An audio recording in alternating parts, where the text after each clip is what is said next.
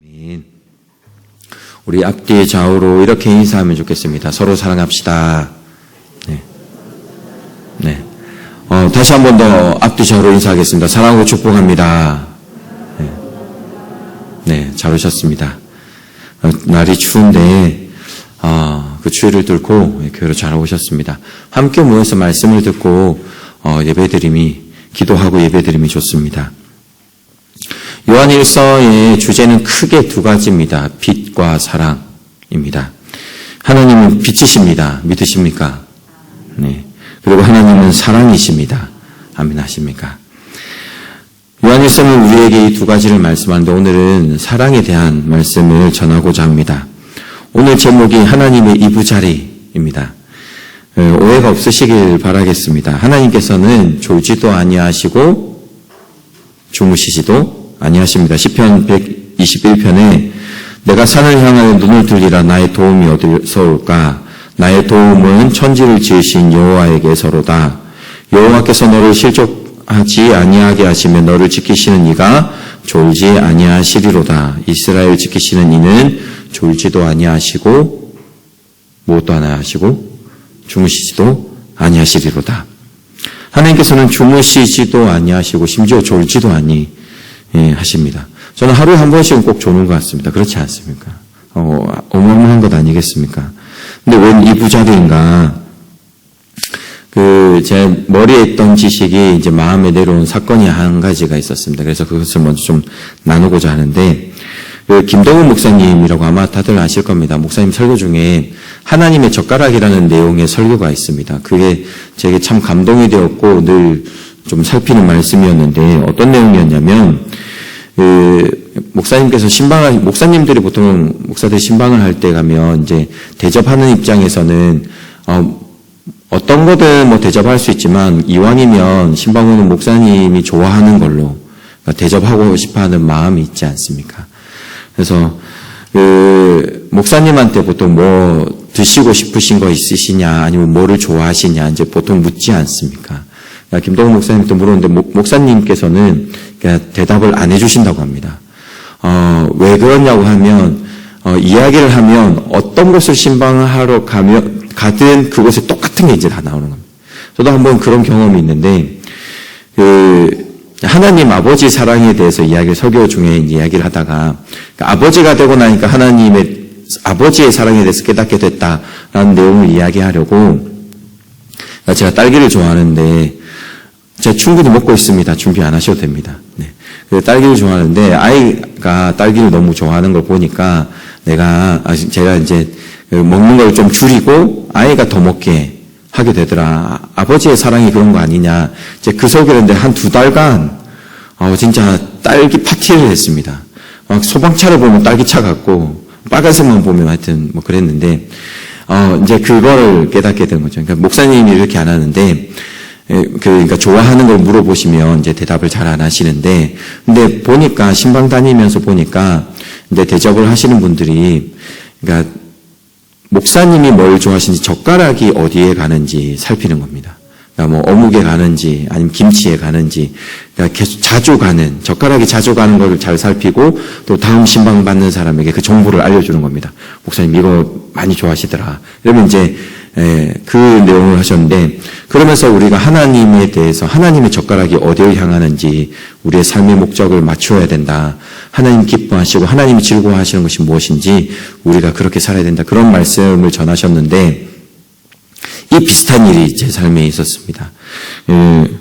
저희 가족이 이제 안방에서 같이 다 잡니다. 5명인데 문 쪽에 보면 이제 첫째가 자고 그다음에 아내가 자고 가운데에는 이제 막내 3호가 자고 그다음에 제가 자고 가장 안쪽에 이제 둘째가 잡니다. 이렇게 같이 자는데 가끔씩 제가 따로 잘 때가 있습니다.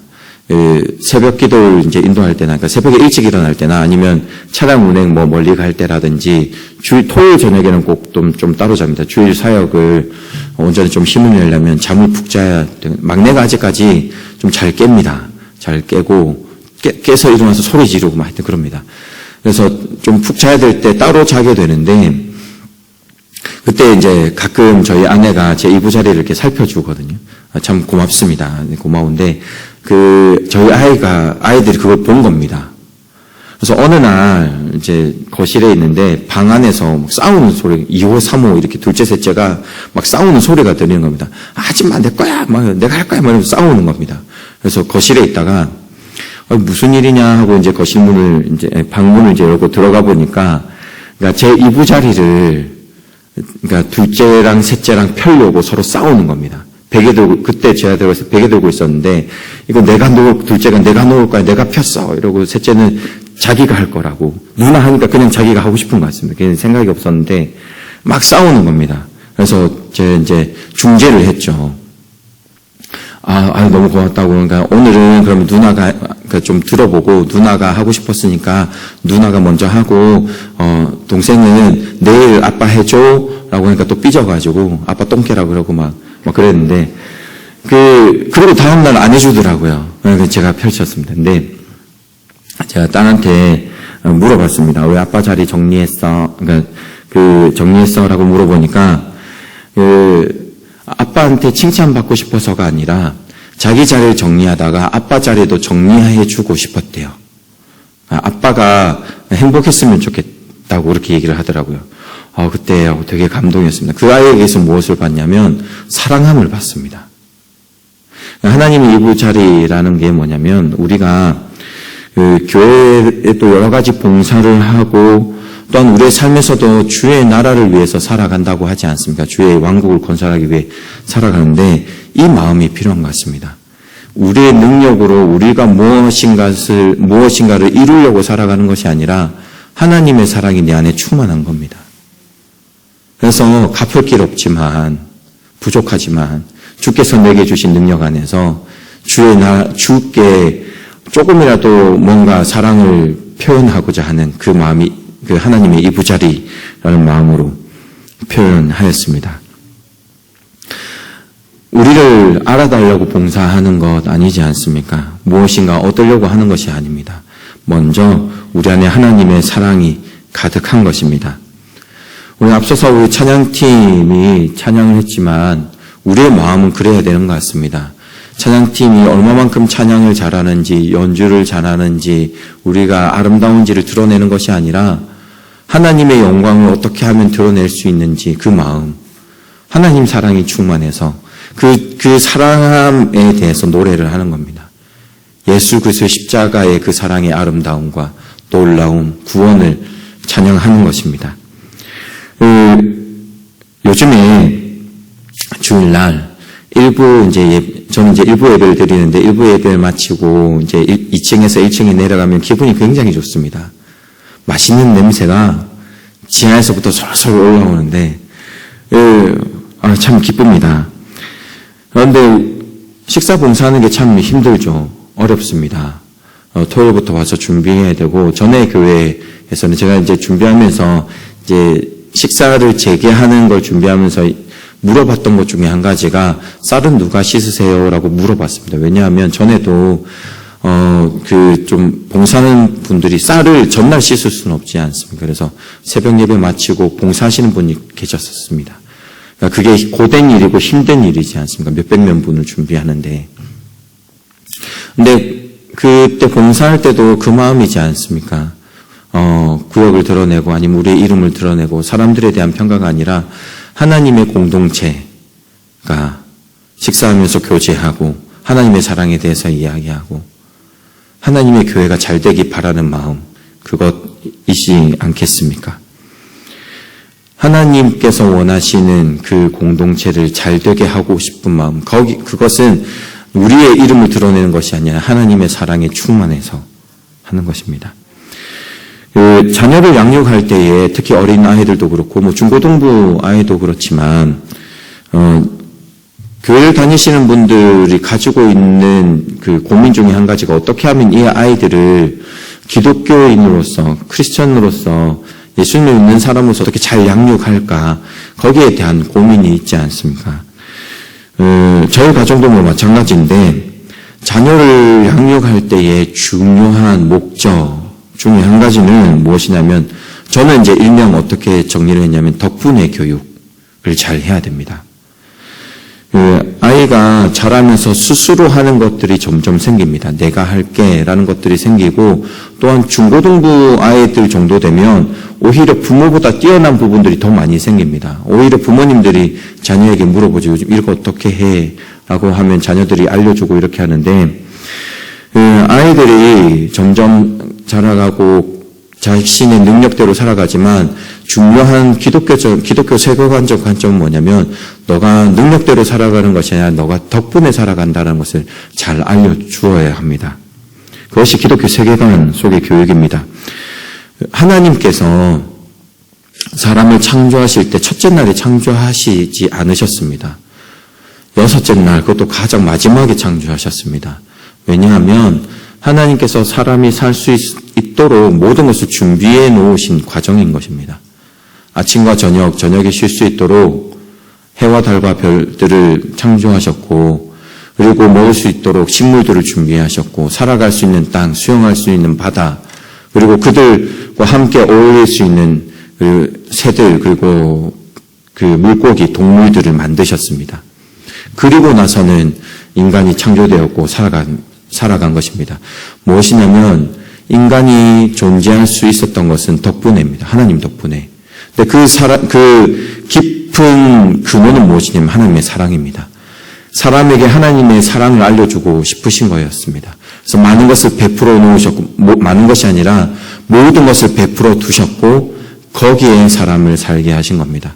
자녀도 마찬가지입니다. 가르칠 때 그것을 가르쳐야 됩니다. 요즘에 왜 그런 말 있지 않습니까? 라떼라고 해서 어른들에 대해서 어른들의 가르침에 대해서는 꼰대라고 이야기를 그렇게 이야기하면서 거부하고 그런 문화가 있지 않습니까? 그건 기독교적인 문화는 아닙니다.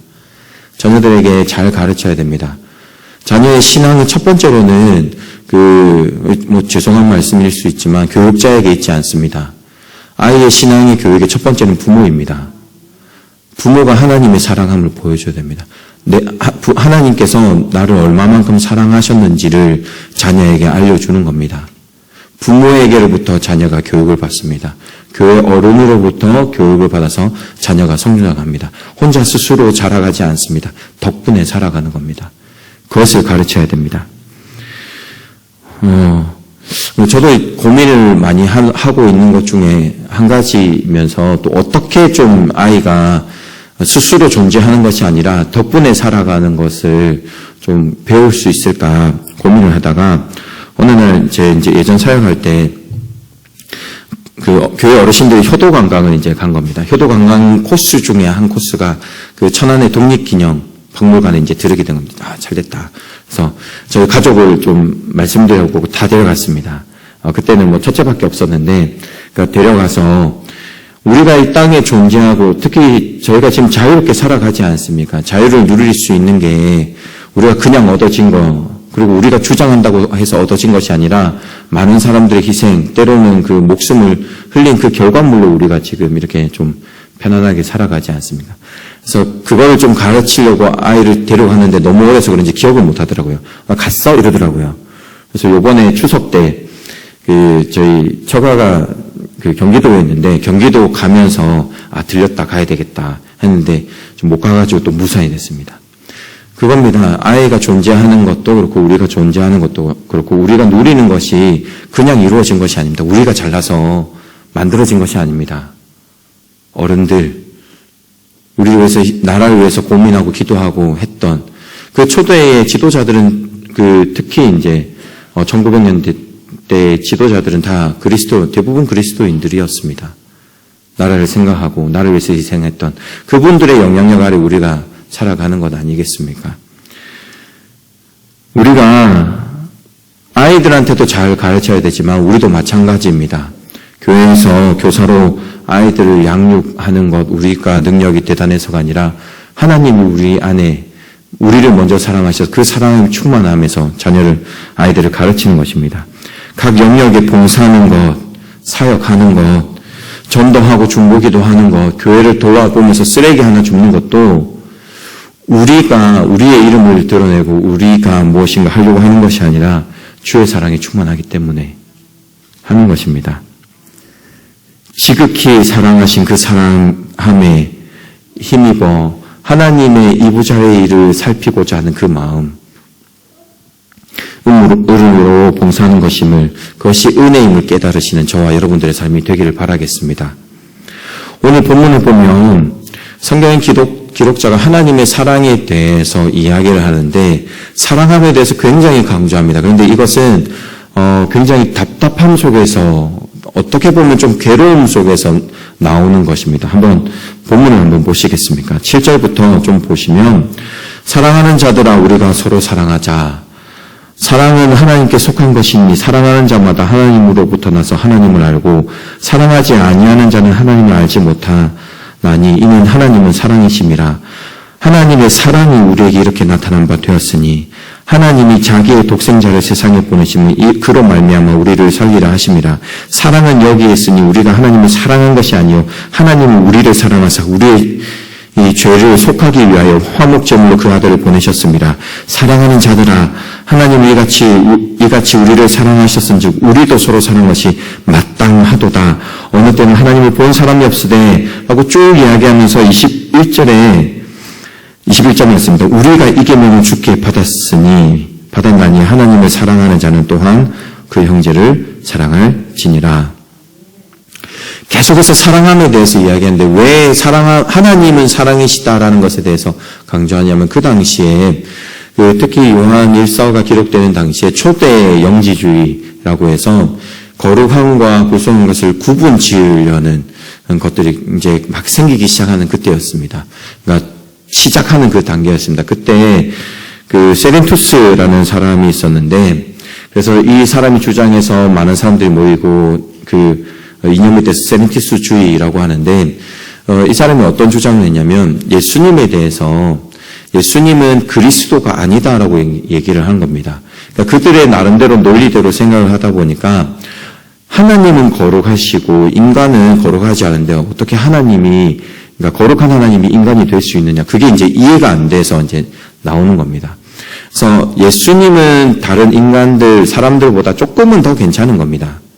좀 더 지혜롭고 좀 더 신중하고 좀 더 의로운 사람이었는데, 예수님께서 세례 받으실 때 성령이 그 비둘기같이 내려왔을 때 그때 그리스도가 된 겁니다.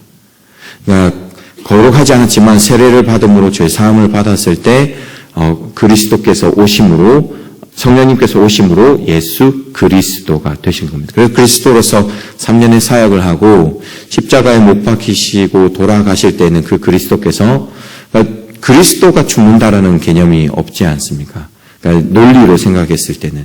그래서는 십자가에 돌아가실 때는 그리스도가 떠나고 인간 예수가 죽었다라고 주장을 하고 그 시대 때 교회에 많은 사람들이 그렇네라고 받아들여 버린 겁니다.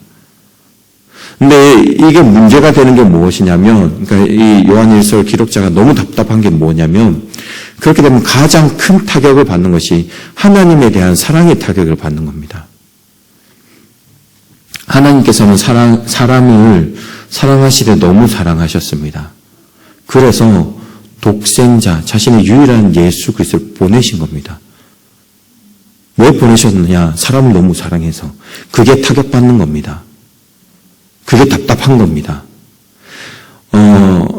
하나님은 삼위 하나님이십니다. 독생자 예수 그리스도를 보내셨지만 또한 그분은 하나님이십니다. 그 말은 무엇이냐면, 죄의 그 대가를 그 누구도 치를 수 없는데 하나님께서 직접 오신 겁니다. 그 죄의 대가를 치르시기 위해서. 왜냐? 사람을 사랑해서. 그게 타격받는 겁니다. 그게 너무 답답한 겁니다. 하나님의 사랑이 이렇게 풍만하고 풍요하고 그런데 그것을 왜곡해서 그렇게 전하는, 그것을 또 받아들인 교회들, 그 적그리스도라는 게, 저는 가끔씩 저희도 이제 교회에서 이단이라고 표현하지 않습니까? 저는 이단이라는 표현보다 성경적으로 그들을 적그리스도라고 표현을 해야 되지 않는가라는 생각을 하게 됩니다. 하나님의 사랑에 대해서 핥히는 행동이지 않습니까? 하나님의 사랑하는 백성들을 교회에서 떠나가게 하는 적그리스도가 옳은 표현이지 않을까. 그런 답답함이 있는 겁니다. 그래서 하나님께서 우리를 사랑하신 것이다. 그 사랑 안에서 우리가 이루어진 것이다 라는 것을 말씀하고 있는 것입니다.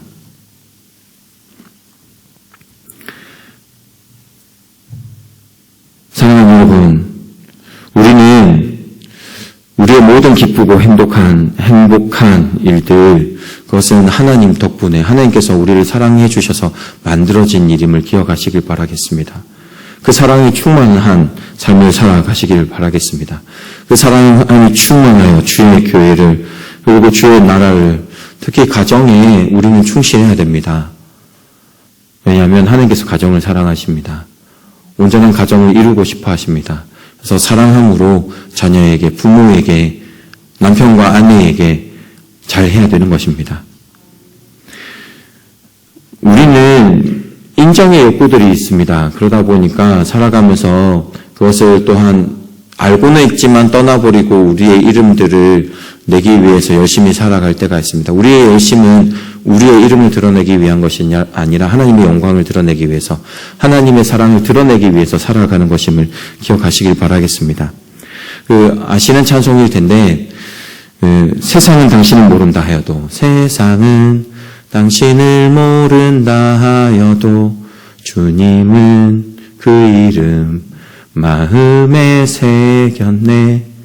우리의 봉사함들, 우리의 노력들, 그것들이 하나님 사랑으로부터 나왔을 때 사람들이 알아주지 못하더라도 하나님께서는 우리의 이름을 그 마음에 새기십니다.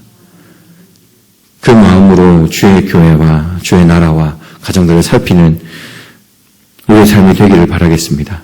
부모의 이부자리를 살피는, 부모에게 칭찬받기 위한 것이 아니라 그냥 부모의 그 사랑함이 충만하여서 그 부모를 보살피고자 하는 그 마음, 그 사랑 덕분에 나오는 행동들, 사람들이 알아주지 않더라도 주의 교회를 위해 기도하고, 사람들이 알아주지 않더라도 주의 교회를 위해 쓰레기를 줍고 돌보지 않는 것을 돌보고, 사람들이 알아주지 않더라도 묵묵히 주의 교회를 돌보는 것, 하나님의 사랑 때문에 이 모든 것이 이루어지는 것입니다.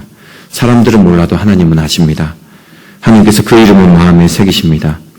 하나님께서는 주무시지는 않으십니다.